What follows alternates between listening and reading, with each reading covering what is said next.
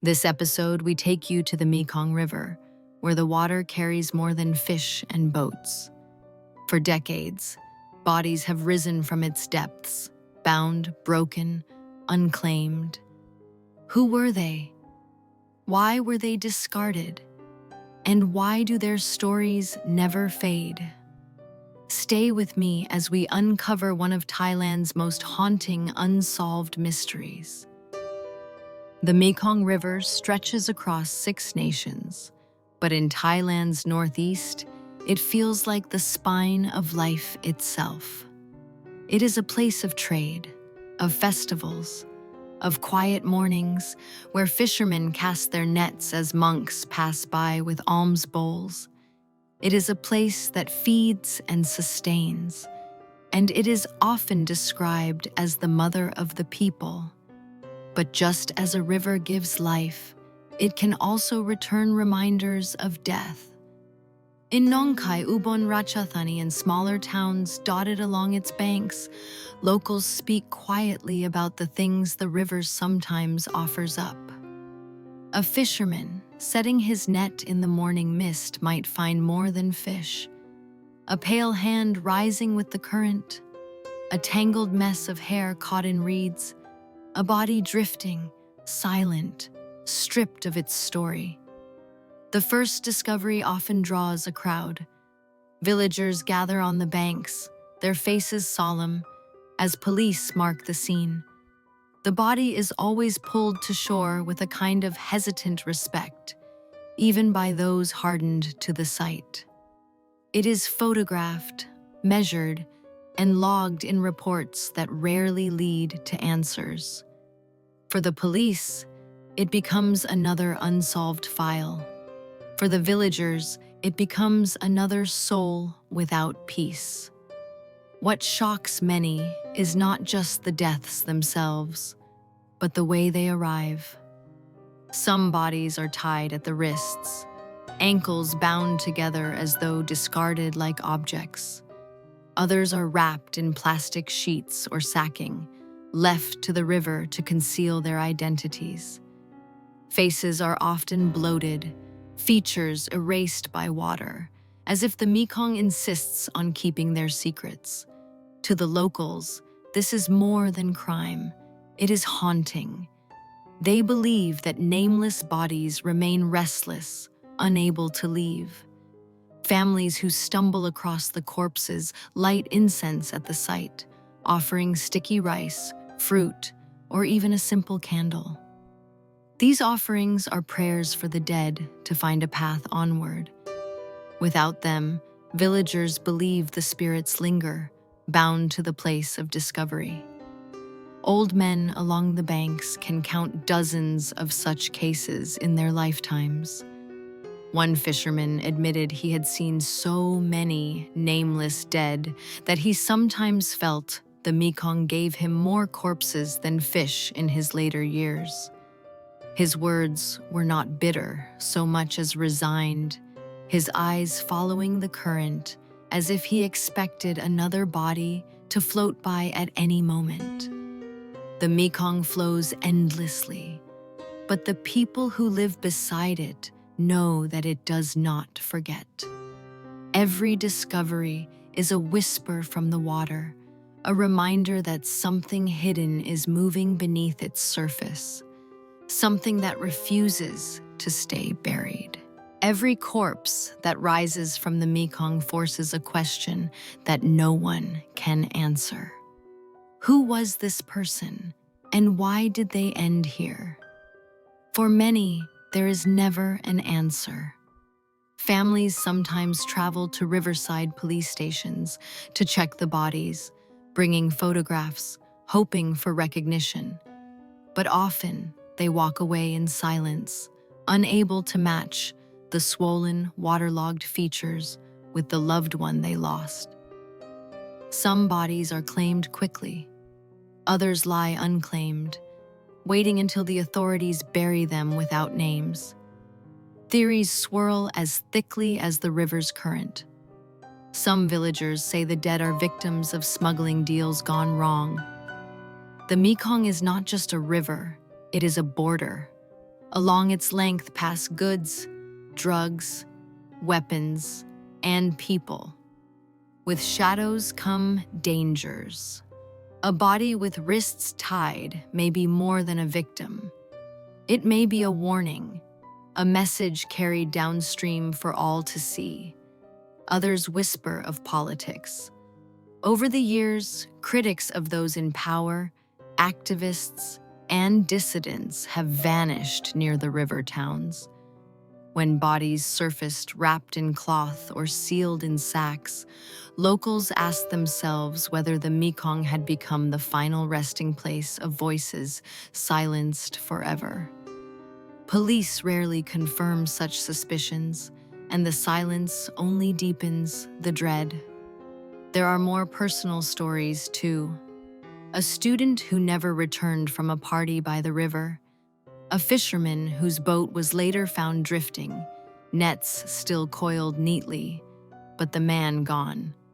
Mothers have walked the banks with photographs in hand, asking passers-by if the body looked like their son.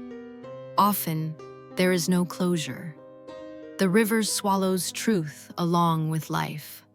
The tragedy is not only in death, but in anonymity. Funerals for the unclaimed are brief, performed by monks with hurried prayers. Graves are marked with numbers, not names. Villagers say these spirits wander in confusion, searching for their identity. Without a name, there is no peace.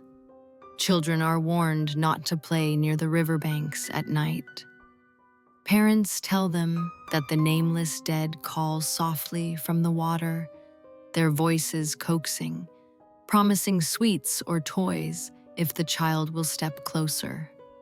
Some adults claim to have heard these cries themselves in the hours before dawn, when mist turns the water into a white fog. Each time a body rises, locals ask why it never ends. Why does the Mekong keep returning the forgotten? The questions remain unanswered, like ripples spreading into silence. To those who live along its banks, the Mekong is not only water. It is alive, aware, and demanding of respect. Families float offerings of flowers and candles each year during Loy Krathong, asking forgiveness for insults or harm caused to the river. Fishermen speak to it as if it listens, promising respect in exchange for a good catch. But when bodies began appearing more often, old beliefs darkened.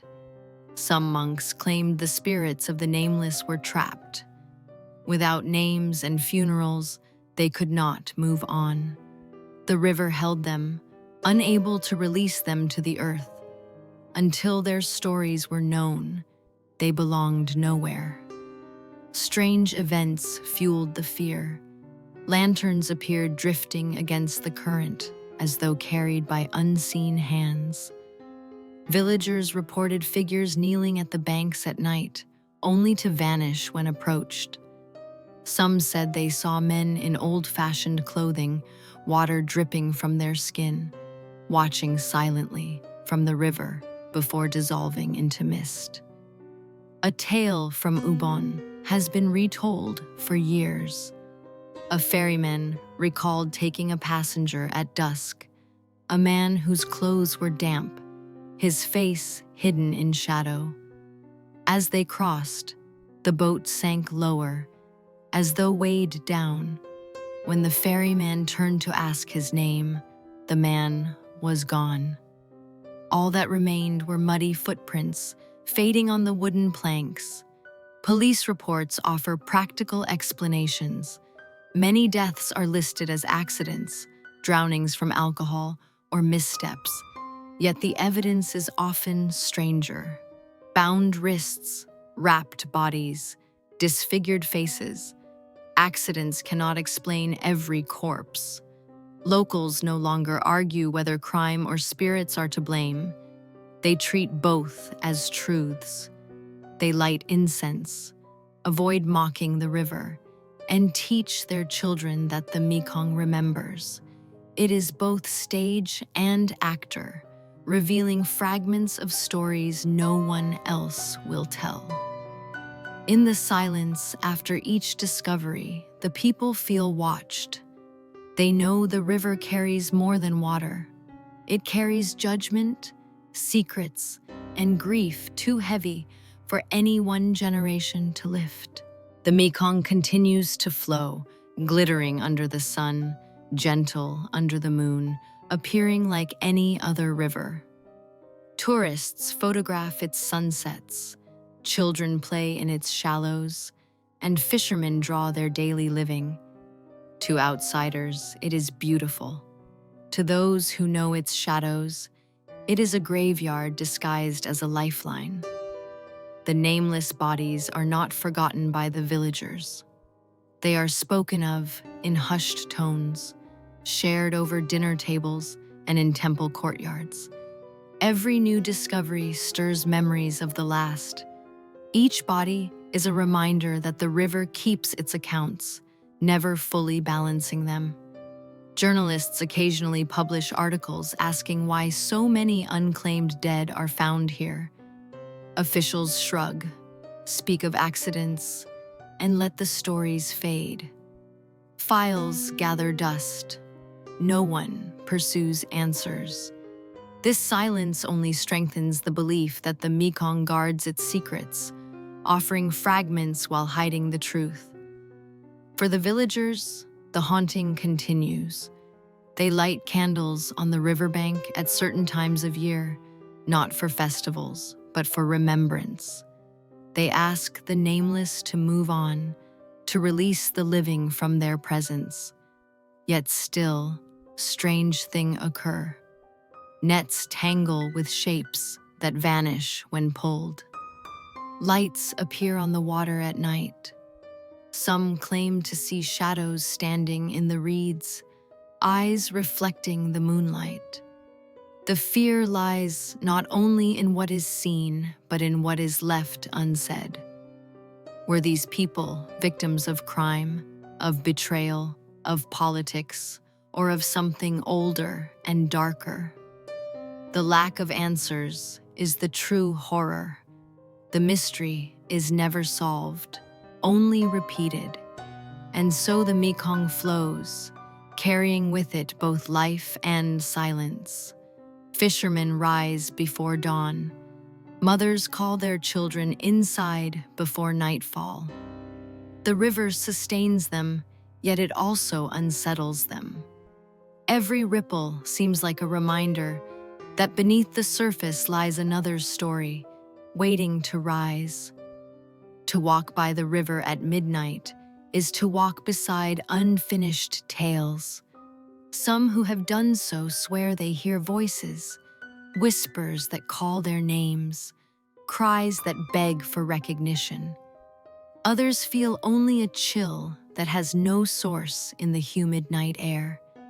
Perhaps the Mekong will always be this way, a giver of life, a keeper of secrets, a place where the forgotten are carried until the water decides to reveal them. The bodies may remain nameless, but the river ensures they are never unseen. When you stand at its banks, listening to its endless current, you might wonder not about the fish it carries or the boats that pass, but about the ones it keeps hidden, waiting for their turn to surface. And if you hear a whisper among the reeds, you will know the Mekong is still telling its story.